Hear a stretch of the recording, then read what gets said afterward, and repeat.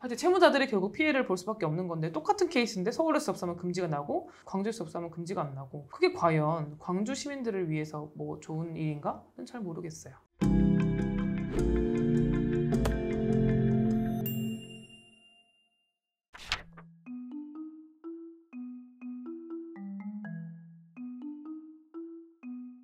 지난번에 대전이랑 강원도 쪽, 충청 이렇게 소개를 해주셨는데 광주지방법원에도 뭔가 특별한 성격이 있을까요?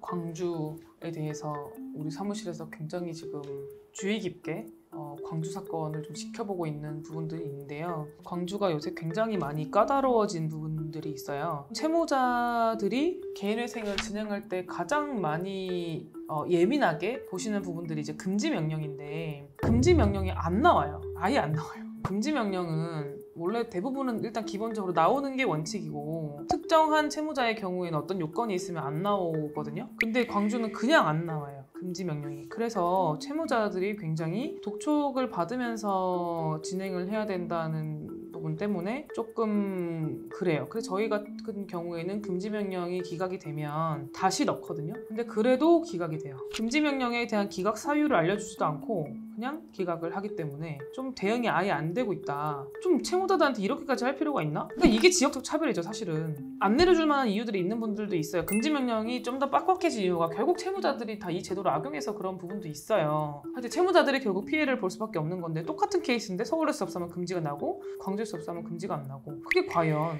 광주 시민들을 위해서 뭐 좋은 일인가? 는 잘 모르겠어요. 아무튼 이게 지금 가장 큰 문제고요. 그리고 두 번째는 진행이 매우 느려요. 그래서 구체적으로 설명을 드리면 2021년 11월 접수한 사건이 22년 5월에 개시결정이 났고 22년도에 접수한 사건 중에 개시결정 사건이 없어요. 그러니까 법상으로는 채무자 회생법상으로는 개시결정이 얼마 안에 나야 되죠, 변호사님?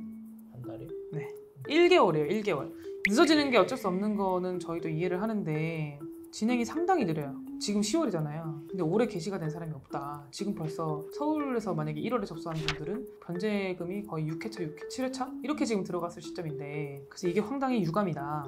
부산이 옛날에 되게 느렸던 적이 있었는데 요새 엄청 빠르거든요. 근데 광주가 요새 엄청 느리다. 진행 속도가 느리면 채무자들이 굉장히 힘들죠. 그리고 또 면책도 느려지고 그래서 안타깝습니다. 그러면 거기 있는 사람들이 해결할 수 있는 방법들이 있나요? 뭐 가령 서울로 이사해가지고 그러니까 뭐 그게 말은 되는데 예를 들면 극단적으로 10월까지 개시가 안 날 것 같으면은 솔직히 지금 올라가서 접수하는 게 빠를 수도 있죠. 서류도 훨씬 적고 그럴 수도 있는데 그게 사람마다 쉽지가 않잖아요. 가정이 있는 분들이나 서울에서 갑자기 연고도 없고 직장을 구하기 어려운 분들도 많으니까. 그리고 솔직히 그렇게까지 할 일이냐 이거예요. 내가 소송을 광주에서 하나, 서울에서 하나, 제주에서 하나 이길 사건은 이겨야 되고 질 사건은 져야 되는 거고 날 금지는 놔야 되는 건데 이 사람이 이사까지 해가지고 서울에서 해야 되냐 이 말이에요. 그렇게 안 되도록 제도적으로 마련을 해줘야 되는 일인 거죠. 광주에 사는 게 죄도 아닌데. 그리고 보정도 굉장히 빡빡해요. 그 보정이 굉장히 이제 구체적으로 나오게 되고 특히나 채무자를 제가 봤을 때는 굉장히 이제 죄인 취급한다. 그러니까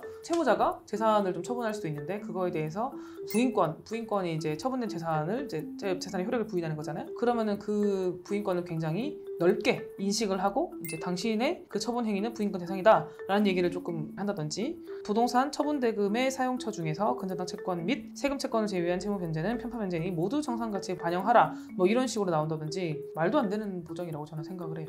뭐 예를 들면 채무를 골고루 변제할 수도 있잖아요. 근저당 채권 갚고 세금 채권 갚고 나머지 그 남은 돈으로 생활비를 쓸 수도 있는 거고 그리고 또 당장 돌아오는 카드값을 갚을 수도 있고 이런 모든 게 편파 변제니까 반영하라. 이거는 말도 안 되는 보정이라고 생각을 해요. 그리고 소득의 경우에도 직장 활동을 좀 오래 해서 어느 정도는 신뢰할 만한 채무자의 경우에도 직장 사진을 내라고 한다든지 지금 쓸데없는 소리를 많이 요구한다. 그리고 재판부별로 좀 다르긴 한데 대출금 사용처에 대해서도 이제 최근 1년에서 2년 사이는 보정을 내린다. 어디에 썼냐? 대출을 최근에 받은 걸 어디에 썼냐? 이런 것들을 좀 물어본다. 그리고 얼마 전에 우리가 서울회생법원에서 마련된 그 실무준칙의 경우에 광주는 얄짤도 없습니다. 다른 법원은 많이 받아주려고 해요. 우리가 서울회생법원만큼의 준칙을 갖고 있지는 않지만 그래도 지금 어떤 사회적 분위기나 이런 것들을 고려해서 채무자들이 좀 빨리빨리 조기 변책을 받을 수 있게 좀 탕감을 빨리빨리 받을 수 있게 해서 빨리 사회를 복귀하고자 하는 것들이 개인회생에 엄청 큰 취지잖아요. 그래서 그런 부분을 좀 지켜주려고 하는데 이제 광주에다가 이제 저희가 아무리 읍소를 해도 채권자도 우리는 보호를 해야 된다.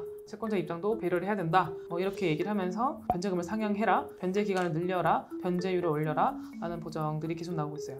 그래서 특정 변제율을 맞추라고 하는 경우들도 있는데 비트코인 사용자의 경우에는 변제율 80% 맞춰라 이런 식의 보정이 나오고 있죠. 그러면 그거를 70% 줄이고 60% 줄이고 라는 것들을 사실 원래 80% 자체가 근거가 없기 때문에 다투려면 다툴 수도 있을 것 같아요. 그래서 저희는 열심히 다퉈보려고 하는 방입니다. 그래서 저희 유 변호사님이 열심히 사주실 거예요.